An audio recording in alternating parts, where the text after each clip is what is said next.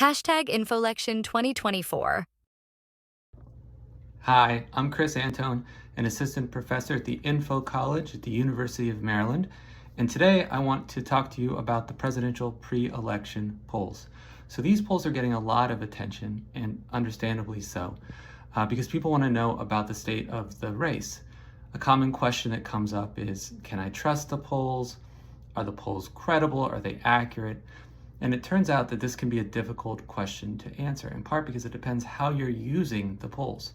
So you can think of one way of using the polls, which is to track change over time. For example, is one candidate gaining support over time? Did some dramatic event change public opinion? And for this purpose, polls can be very useful.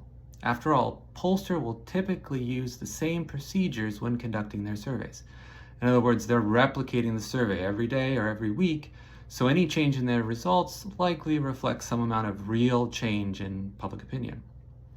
You can think of another way of using polls, which is to look at subgroup differences, say whether there's a gender gap or an education divide in terms of who supports each candidate. For this purpose, also, polls can be very useful. This is because pollsters generally try to recruit a diverse sample with a sufficient number of respondents to be able to detect these differences, at least for larger subgroups. But you can think of a final way of using polls, which is to predict the winner of the election. For this purpose, I would urge you to be cautious for a few reasons. First, polls ask respondents to do something very difficult and error-prone, which is to make a prediction about whether they will vote and to make a prediction about who they will vote for. And people cannot necessarily predict their own future behavior, of course. Second, because of non-response, which is a bigger problem than ever, polls don't necessarily recruit a representative sample of voters. For example, older adults and college graduates tend to be overrepresented. You see these issues play out when you compare poll results to actual election results.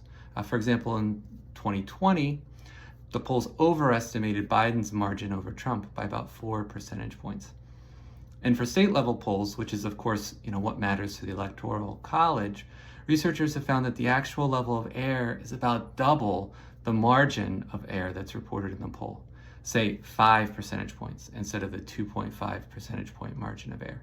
So can you trust the polls?